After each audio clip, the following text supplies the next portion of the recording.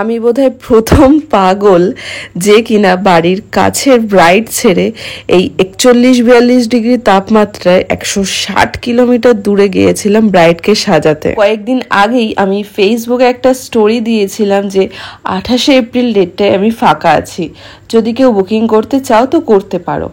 সেই স্টোরি দেখে স্ক্রিনশট নিয়ে সাথে সাথে আমাকে হোয়াটসঅ্যাপ করে সুদীপ্তা আর জানায় তার ওই ডেটে সে আমাকে বুকিং করতে চায়। তো তার লোকেশনটা যখন আমি শুনি তারপর একটু ফার্স্টে ভয়তে ছিলাম, কারণ লোকেশন ছিল দুর্গাপুর।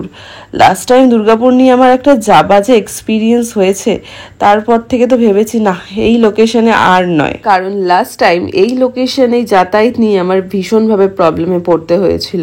মানে রাত 3টের সময় আমি বাড়িতে ফিরেছিলাম, যদিও সবটা সুদীপ্তা জানতো কারণ সে আমার ভিডিও প্রতিনিয়ত দেখতো, আর সেই আমাকে অ্যাসিওর করেছিল যে না দিদি, আমি তোমাকে একদম ঠিক টাইমে ছাড়বো, তোমার বাড়ি যেতে কোনো রকম অসুবিধা হবে না। তো ওই আর কি, ওর মুখের কথা বিশ্বাস করে আবারও একটা রিস্ক নিয়ে ফেলি। আর এবারও আমার সাথে ছিল আমার বাবা আর ছিল আমার নতুন ব্যাচের নতুন এক স্টুডেন্ট। তো খুব সকাল সকালই মানে 10টা-11টা নাগাদ আমি ওর ভেনিউতে পৌঁছে যাই। ভেনিউটা ছিল সিটি সেন্টারের কাছে মাঙ্গলিক ভবন। কিন্তু গিয়ে দেখি আমার ব্রাইড তার কথা একদম রাখেনি। সে আমাকে বলেছিল যে তার 12টার মধ্যে সমস্ত কিছু মানে গায়ে হলুদ, স্নান এগুলো কমপ্লিট হয়ে যাবে। তো আমি যখন 10টা-11টার সময় সেখানে পৌঁছাই আর গিয়ে দেখি যে ফটোশ্যুটগুলো করছিল, আর সেগুলো করতে করতে অলমোস্ট 12টা বেজে যায়। আর তারপরে সমস্ত রিচুয়ালস কমপ্লিট করতে করতে 2টো। তখন আমি আর ওয়েট করতে পারছিলাম না, আমার অলরেডি ভীষণভাবে টেনশন আসা শুরু হয়ে গেছিল যে এটা ভেবেই আমাকে বোধহয় আবার লাস্ট বারের মতোই প্রবলেমে পড়তে হবে। ঠিক সেই সময় সুদীপ্তা আমার সামনে এসে বলে যে দিদি তুমি রুমে যাও, আমি 5 মিনিটের মধ্যে আসছি। আর ঠিক সত্যি সত্যি 5 মিনিট পরেই সুদীপ্তা আমার সামনে এসে হাজির। তো আজকে তোমার স্পেশাল দিন, এন্ড কেমন কি মেকআপ এক্সপেক্ট করছো আমার থেকে বলো? সাটল, বেশি খুব একটা লাউড না, আচ্ছা, অরিজিনাল মুখটা যেন থাকে আর আরো টোন ডাউন হয়ে যায় না। তুমি আমার মেকআপ দেখেছো? হ্যাঁ দেখেছি। ওকে ফাইন, কেমন লাগলো? খুব ভালো লাগে। আমি এত দূর একদম সেই কলকাতা থেকে দুর্গাপুরে আজকে। তো দেখা যাক তোমার মনের মতো স্পেশাল দিনটা করতে পারি কিনা, বিশ্বাস আছে? হ্যাঁ অবভিয়াসলি। ওকে ওকে, চল লেটস সি। মেকআপ করতে গিয়ে জানতে পারি ওর এক স্পেশাল অকেশনে বা স্পেশাল দিনে একজন মেকআপ আর্টিস্ট বুক করেছিল, আর সেই এক্সপিরিয়েন্সটা ওর ভীষণই ওয়ার্স্ট ছিল। হ্যাঁ, এটা সত্যি যে একজন মেকআপ আর্টিস্টে কিন্তু পারে একজন ব্রাইড অথবা একজন ক্লায়েন্টের দিনটাকে যেমন সুন্দর দেখাতে, তেমনই সব থেকে খারাপ একটা দিন হিসেবে বানাতে। তাই মেকআপ আর্টিস্ট যখন চুজ করবে অবশ্যই তার কাজ ভালো করে দেখে শুনে রিভিউ চেক করে তবেই বুক করবে। বুকিংয়ের পর থেকেই ওর সাথে আমার ভীষণ মিনিমাল কনভারসেশন হয়েছিল, ওই হাতে গুনে 5-6টা টেক্সট। আমি জানতাম না ও কি ধরনের মেকআপ পছন্দ করে, ওর স্কিন টেক্সচার বা ও কিরকম চায়। তো পুরোটাই ছিল একদম সাসপেন্স, আমি গিয়েই সবটা জানতে পারি ও কেমন মেকআপ চায়। তো আমি সেইভাবেই ওর রিকোয়ারমেন্ট অনুযায়ী মেকআপটা করা স্টার্ট করি। আর এখানে প্রচণ্ড গরম ছিল, এসিও এমনকি ঠিকঠাক কাজ করছিল না। তো ওই আর কি, তার মধ্যেই আমি মেকআপটা করছিলাম। আর যেহেতু গরমকাল তাই ও একটা ফুল কভারেজ ফাউন্ডেশন নিয়েছিল, যেটা লং লাস্টিং অনেক ভালো হয়।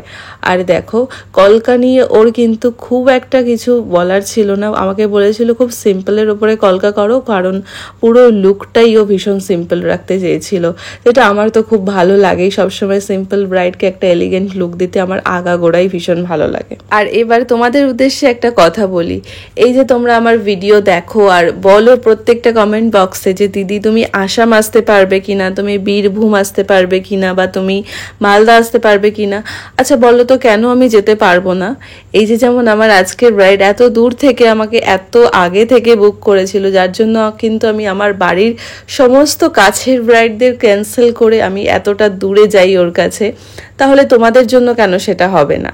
হ্যাঁ, তার জন্য কিন্তু যেটা করতে হবে, সব থেকে আগে তোমাদেরকে বুকিং করে রাখতে হবে। তাই ওসব চিন্তা ভাবনা মাথার মধ্যে একদম এনো না যে মৈত্রী তুমি আমার লোকেশনে আসতে পারবে কিনা। অবশ্যই যেতে পারবো, বাট ওই যে বললাম সব থেকে আগে করতে হবে এরকম একটা সুন্দর মেকআপ পাওয়ার জন্য এবার দেখে বলো তো এমন একটা মেকআপে আমার ব্রাইডকে দেখতে কেমন লাগছে। আমার তো ভীষণ পছন্দ হয়েছিল ওর এই মেকআপটা, আর ওরও খুব ভালো লেগেছিল। তাহলে বাকি থাকলো কারা বলতে? বাকি থাকলো কিন্তু তোমরাও জানাও তাড়াতাড়ি কমেন্টসে যে এই মেকআপটা ওকে কেমন লাগছে। হ্যাঁ, অনেকের পক্ষে সম্ভব হয় না বিয়ে 1 বছর আগে ঠিক করা, বাট দেখো এটা আমার হাতে নেই। আমাকে যে আগে বুক করবে আমাকে ফার্স্ট প্রায়োরিটিটা তাকেই দিতে হবে। আর দূরের লোকেশন হলে আমাকে একটা ব্রাইডই নিতে হয়, এর বেশি নেওয়া পসিবল হয় না।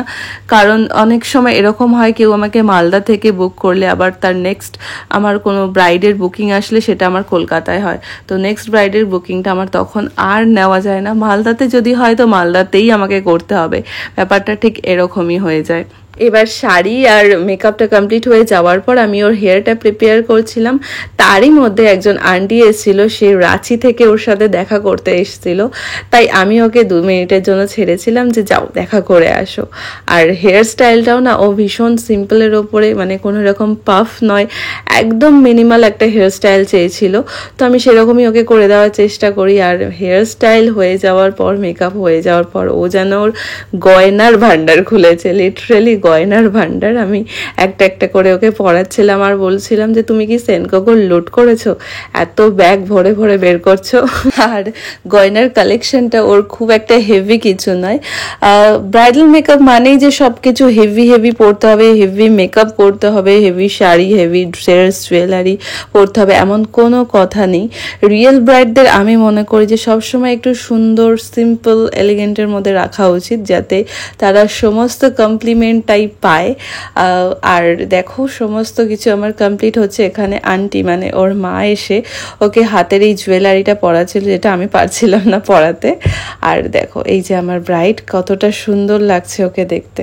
আমি কিন্তু মেকআপটা একদম তাড়াহুড়ো করে করিনি, বরং সময় নিয়েই করছিলাম, কারণ ও আমাকে যথেষ্ট সময় দিয়েছিল। আর এতটা সুন্দর ওকে লাগছে যে সত্যি কিছু বলার নেই।